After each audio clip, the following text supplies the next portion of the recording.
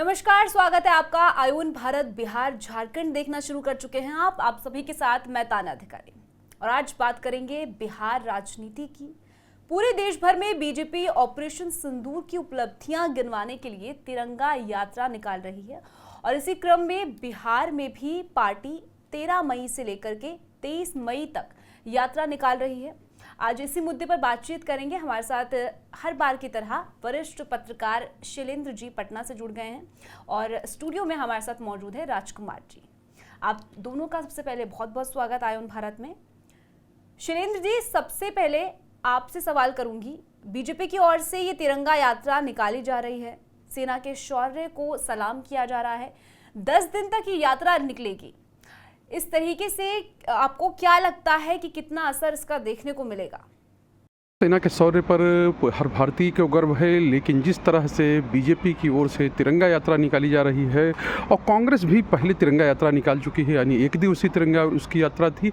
अब बीजेपी जो है 10 दिवसीय तिरंगा यात्रा निकाल रही है। उसके सभी प्रमुख नेता, चाहे मुख्यमंत्री हों, चाहे उप मुख्यमंत्री हों या मंत्री हों, विधायक हों, सांसद हों, वो सब उसमें शामिल हो रहे हैं। और एक तरह से कहा जाए भारतीय सेना के प्रति, भारत के प्रति इसको लेकर मतलब एक बड़ा कैंपेन चलाने की कोशिशें हो रही है। और जिस तरह से पाकिस्तान को भारतीय सेना ने पीटा है, उसको लेकर ये सरकार की ओर से, ये कहें कि सरकार की ओर से जो बातें कही गई हैं उनको लेकर पार्टी जो है एग्रेसिव है। और यही वजह है कि बिहार में, चूँकि बिहार में चुनावी साल है, यह आपको नहीं भूलना चाहिए। और चुनावी साल में लगातार जो बीजेपी है वो मुद्दे उठा रही है, मुद्दों के सहारे लोगों तक जाने की कोशिश कर रही है। और अब एक बड़ा अभियान तिरंगा यात्रा के जरिए लोगों के बीच में जाने का है और लोगों को देशभक्ति, सेना के प्रति समर्पण और तमाम चीज़ें बताने की कोशिश जो है बीजेपी की ओर से हो रही है। और यही वजह है कि चाहे डिप्टी सीएम हों, चाहे अन्य पार्टी के नेता हों,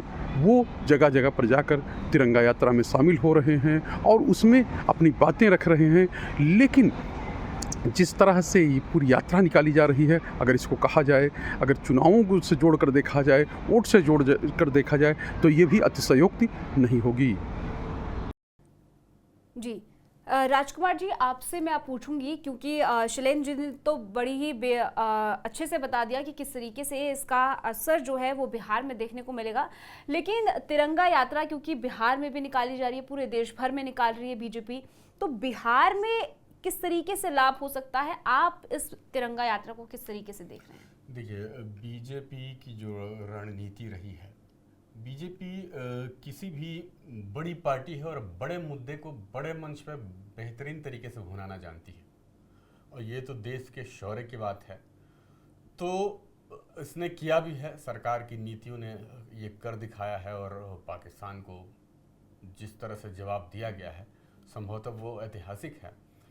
और इसमें कोई शक नहीं कि इस कामयाबी को, उपलब्धि को बीजेपी गांव-गांव तक ले जाएगी। और बिहार में खासकर इस साल चुनाव है, तो बीजेपी इकलौती पार्टी है जो खुद अपने मुंह से कहती है कि वो पार्टी हर साल, हर वक्त 365 दिन साल में चुनावी मोड में रहती है। तो इस बात में कोई शक नहीं कि ये तिरंगा यात्रा को गांव-गांव, घर-घर लेके जाएगी और ये सरकार की उपलब्धि को, केंद्र सरकार की उपलब्धि को बिहार में भुनाने की पुरजोर कोशिश भी होगी। और इसके अलावा भी पार्टी की बहुत सारी रणनीतियां होंगी जो सिर्फ ये तिरंगा यात्रा के जरिए वो लोगों तक पहुंचेगी और उस पर वो अपना काम करना शुरू कर चुके हैं। शैलेंद्र जी, अगर मैं आपसे पूछूं कि अगर बीजेपी की ओर से सेना के शौर्य को लेकर तिरंगा यात्रा निकाली जा रही है, तो विपक्ष इस पर क्यों सवाल खड़ा कर रहा है? क्या ये राजनीति करने का विषय है? क्या लगता है आपको? बीजेपी के नेता तिरंगा यात्रा निकाल रहे हैं, लेकिन विपक्ष ये कह रहा है कि बीजेपी सेना को लेकर राजनीति कर रही है, यानी कि यात्रा के बहाने वो अपने वोट बैंक को बढ़ाने की कोशिश कर रही है। और यही वजह है कि नेता प्रतिपक्ष तेजस्वी यादव हैं, वो हमलावर हैं। कांग्रेस भी कह रही है कि सेना का इस्तेमाल जो है, सेना के नाम का इस्तेमाल राजनीति के लिए बीजेपी की ओर से किया जा रहा है। तो आप समझ सकते हैं किस तरह की बातें जो चल रही हैं बिहार में, और बिहार में चूँकि चुनाव होने हैं जैसा मैंने पहले कहा, और चुनाव इसी साल होने हैं, अक्टूबर नवंबर में चुनाव होंगे, और उस समय चूँकि अभी से सभी राजनीतिक दल पूरी तरह से चुनावी मोड में आ गए हैं। राहुल गांधी का आज दौरा था ही, उन्होंने युवाओं और दलितों के सहारे एक तरह से कहा जाए बिहार की राजनीति, बिहार के युवाओं को, या कहें कि कांग्रेस पार्टी की जो स्थिति है उसको सुधारने की कोशिश की, और लगातार चाहे बीजेपी हो चाहे आरजेडी हो, उन सब की ओर से ये किया जा रहा है कि वो अपने जो वोट बैंक को बढ़ाने के लिए लगातार प्रयास कर रहे हैं। और एक तरह से कहा जाए कि तिरंगा यात्रा जिस तरह से बीजेपी ने निकाली है वो विपक्ष को अच्छा नहीं लग रहा। वो कह रहा है कि सेना के सहारे बीजेपी अपनी राजनीति जो है वो चमकाने की कोशिश कर रही है।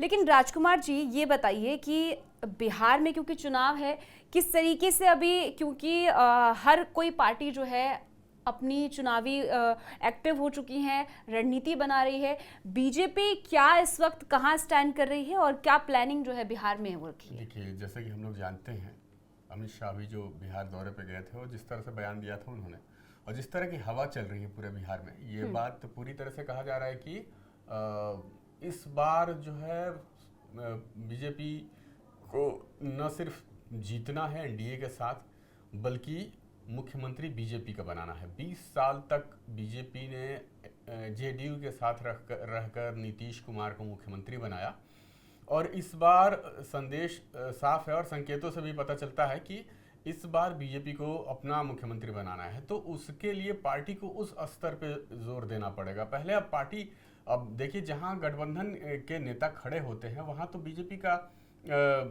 या तो वोट बैंक है या जनाधार है या नेता कार्यकर्ता हैं, तो वो एक तरह से समर्थन में भले रहें लेकिन साइलेंट रह जाते हैं, उनको मौका नहीं मिलता है, तो उस तरह का उत्साह नहीं देखने को मिलता है। तो इस बार पार्टी क्या करेगी, 243 सीटें हैं, तो हर सीट पर भले गठबंधन का कोई भी नेता लड़े, किसी भी दल को टिकट मिले, लेकिन पार्टी की कोशिश ये है कि हर सीट पर उसकी पार्टी का अपना कार्यकर्ता, अपना नेता उत्साह के साथ रहे, क्योंकि वो बड़ी पार्टी बननी है और इस बार बड़ा ओन करना है, तो बड़े पैमाने पर प्रदर्शन भी करना होगा। यही वजह है कि पार्टी इस तरह से, ये तिरंगा यात्रा एक माध्यम है और इसके जरिए वो बहुत दूर तक जाएगी।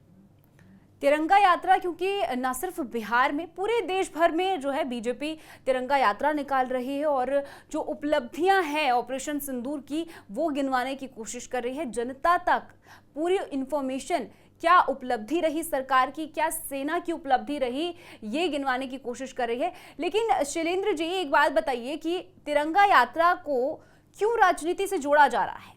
क्या आपको लगता है कि बीजेपी ये अपने फायदे के लिए कर रही है?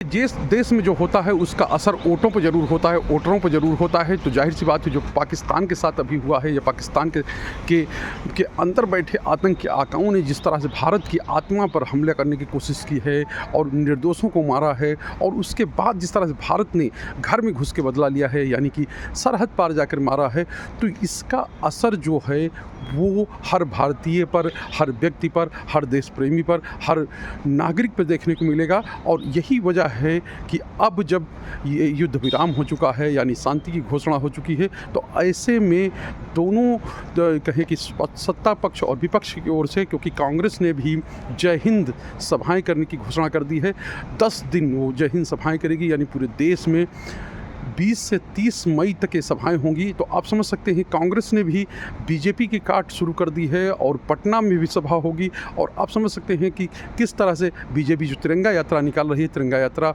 पार्टी की ओर से पहले भी निकाली जाती थी, लेकिन बीजेपी के यात्रा के काट में कांग्रेस ने भी अपनी सभाओं की घोषणा कर दी है और ये कहा है कि हम वो सवाल भी उठाएंगे कि जिनमें सीज फायर किया गया, जिसका ऐलान तीसरे देश के राष्ट्रपति यानी अमेरिका के राष्ट्रपति करते हैं। आखिर कौन सी स्थिति है, प्रधानमंत्री क्यों इस पर चुप हैं, क्यों नहीं बोल रहे हैं? हम इस तरह के सवाल भी उठाएंगे, सरकार से सवाल पूछेंगे और सेना के शौर्य को सलाम भी करेंगे। यानी कि साफ तौर पर है कि दोनों ही, यानी चाहे सत्ता पक्ष हो चाहे विपक्ष हो, वो एक तरह से कहा जाए ये जो पूरी स्थिति परिस्थिति है उसको लेकर अपने हित में या अपने पक्ष में करने की कोशिश कर रहे हैं, यानी कि जो स्थितियां बनी हैं उनको अपने पक्ष में लाया जाए और उन्हीं के जरिए अपनी राजनीति को आगे बढ़ाया जाए। अगर ये कहा जाए तो अतिशयोक्ति नहीं है। चाहे बीजेपी हो, चाहे कांग्रेस हो, चाहे अन्य दल हों, उन सब की ओर से एक दूसरे पर वार किया जा रहा है और साथ ही अपने आप को देश और सेना का हितैषी भी बताया जा रहा है। तो चलिए इसके साथ ही ये चर्चा यहीं पर ही समाप्त करते हैं और कल एक बार फिर से एक नए मुद्दे को लेकर एक बार फिर से आपके साथ हाजिर हो जाएंगे। फिलहाल इस पूरे डिबेट को लेकर, इस पूरे मुद्दे को लेकर आपकी क्या कुछ राय है, बिहार चुनाव को लेकर आप क्या कुछ कहना चाहते हैं, नीचे कमेंट सेक्शन में जरूर बताइएगा। इसी तरीके से जुड़े रहिए आयुन भारत के साथ। धन्यवाद।